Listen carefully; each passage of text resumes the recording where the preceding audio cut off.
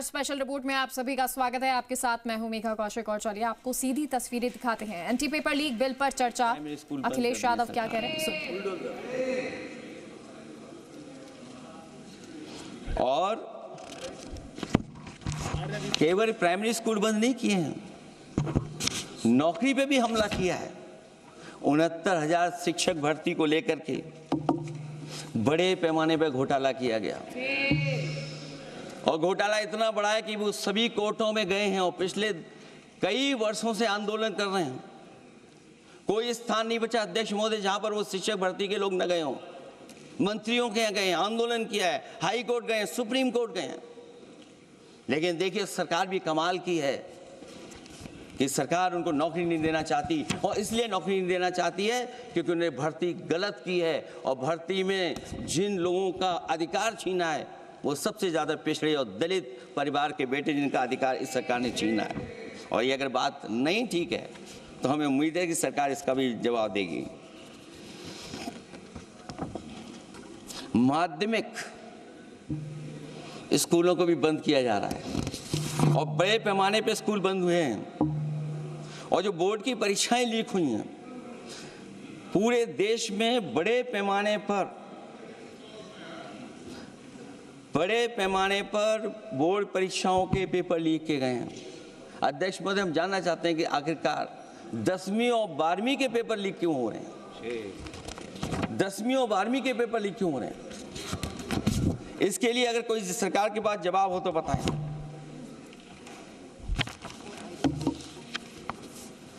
और जो बच्चों ने जान दी है नीट की परीक्षा में, जब परीक्षा का पेपर लीक हो गया है, अध्यक्ष महोदय मैं अपनी तरफ से, पार्टी की तरफ से और सभी की तरफ से उन्हें श्रद्धांजलि देता हूं और हमें उम्मीद है कि सरकार उन बच्चों की मांग मानेगी जिन बच्चों ने ये शर्त रखी है कि उनके परिवार के लोगों को 1 करोड़ मुआवजा दिया जाए।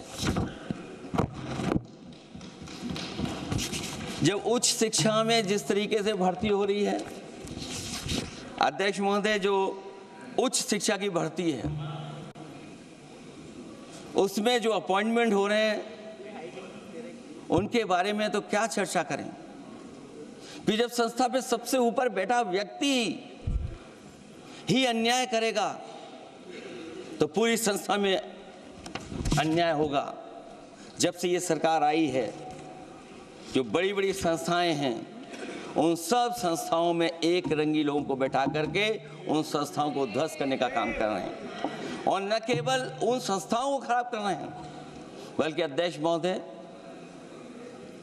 उत्तर प्रदेश में एक स्वतंत्र सेनानी उनके नाम पर यूनिवर्सिटी बनी, मौलाना जौहर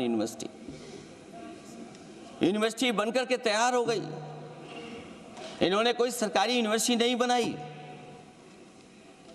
और अगर कोई प्राइवेट यूनिवर्सिटी बन भी गई है तो उसको भी हथौड़ा लेकर के तोड़ने की तैयारी कर रहे हैं ये लोग। ये नफरत की राजनीति कहां लेकर के पहुंचा देगी।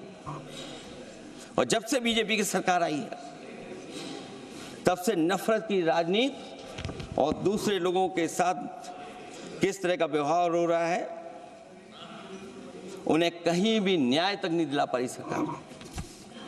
और जब नौकरी की बात आ जाए तो अध्यक्ष महोदय, अग्निवीर भर्ती में भी जो हर साल में कितनी भर्ती होती थी, कभी 80,000 भर्ती हुआ करती थी, अब भर्ती केवल 10,000 हो पा रही है।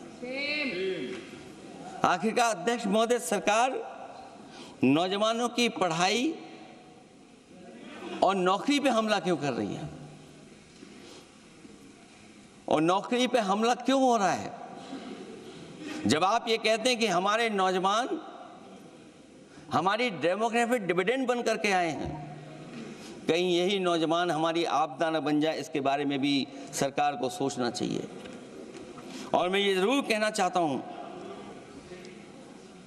कि अध्यक्ष महोदय, अगर शिक्षा अच्छी होगी, परीक्षा सच्ची होगी तो तरक्की भी पक्की होगी और ये तरक्की नहीं चाहते हैं, इसीलिए शिक्षा पर और परीक्षा पर हमला कर रहे हैं। मैं इन्हीं शब्दों के साथ अध्यक्ष महोदय आपका धन्यवाद देता हूं और जो बिल लेकर के आए हैं आप, बिल तो 24 में भी लेकर के आए थे आप।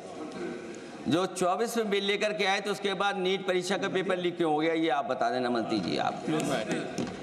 आपको एक कानून बनाने के बाद दूसरा कानून बनाना पड़ रहा है, ये क्या वजह है? और आपको मंत्री जी का स्वागत इसलिए करना पड़ रहा है कि आपको संकट से बचा लिया। और अगर अखिलेश जी तो समाजवादी है। मैं पूछना चाहता हूँ कि छात्रों का आंदोलन के बाद सरकार उनका बात सुन के पार्लियामेंट में बिल लेके आता है, ये अच्छा है? या जो आंदोलन होता है तो उसको कुचलने के लिए देश में इमरजेंसी लगा देता है, वो अच्छा? आप बता दीजिए।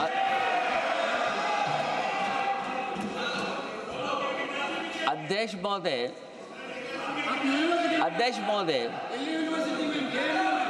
महोदय, मैं इमरजेंसी को तो नहीं देखा हूँ, लेकिन इमरजेंसी में क्या क्या हुआ है वो अभी दिल्ली की राजधानी में भी देखने को मिल गया है। आंसू के गैस के गोले और लकड़ी में लगा हुआ कुछ कील का और कांटे की चीज़ें, उस समय करंट नहीं लगाया जाता था, इस बार करंट लगाया गया है। तो ये इमरजेंसी के बराबर ही हुआ है हमला, कम नहीं है। इमरजेंसी से कम अन्याय नहीं कर रहे हैं आप लोग। और याद करिए अध्यक्ष महोदय, अगर इमरजेंसी इन्हें याद आ गई है, अगर इमरजेंसी अध्यक्ष महोदय ने याद आ गई है तो इमरजेंसी के बाद भी परिवर्तन हुआ था और हमें भरोसा है कि इसके बाद भी परिवर्तन होगा। और अध्यक्ष महोदय, मैं आखिरी में कहना चाहता हूं, कानून से नहीं, नियत साफ होगी तब नीट का परीक्षा साफ होगी। सवाल कानून का नहीं है, आपकी नियत साफ नहीं है। और जिस समय आपकी नियत साफ होगी तो परीक्षा भी साफ हो जाएगी। और हमारे साथी जो कुछ और बातें उठा रहे हैं, आज मौका नहीं है, लेकिन आपको भगवान भी माफ नहीं करेंगे, क्योंकि आप चढ़ावा चोरी में शामिल हुए हैं। और चढ़ावा ही नहीं, जो गुप्त दान था वो भी चोरी हुआ है, गुप्त दान। और ये पाप की श्रेणी में नहीं आता है, महापाप की श्रेणी में आता है। Akhilesh ji bill pay. और अध्यक्ष महोदय, आखिरी में मैं इतना ही कहना चाहता हूँ, शिक्षा की रक्षा के लिए जो आंदोलन हुआ है वो हमेशा आंदोलन जीतेंगे। बहुत बहुत धन्यवाद, बहुत बहुत आभार प्रकट करता हूँ आपका। Shri Abhishek Banerjee. Thank you, sir. I rise here today to speak on the Public Examination Amendment Bill 2026. We support this bill, but I want to make it very clear in the beginning that just because we support this bill doesn't mean examination को लेकर के तरह तरह की वारदातें होती रही या पेपर लीक भी होता रहा। ये केवल किसी एक प्रदेश या एक प्रांत तक सीमित नहीं रहा, ऐसा पहले भी होता था। अलग अलग पार्टियों की सरकारें रही, अलग अलग प्रदेश रहे। सूची लंबी है, लेकिन केवल याददाश्त ताज़ा करवाने के लिए कुछ एक ऐसे वारदात जो बहुत ज़्यादा समाचार सुर्खियों में रहे। 2019 में रेलवे रिक्रूटमेंट बोर्ड का एग्जामिनेशन, वो भी इन्हीं कारणों से, लेकिन शायद उस समय उस तरह की कार्रवाई नहीं की गई जिस तरह की अब प्रस्तावित की जा रही है।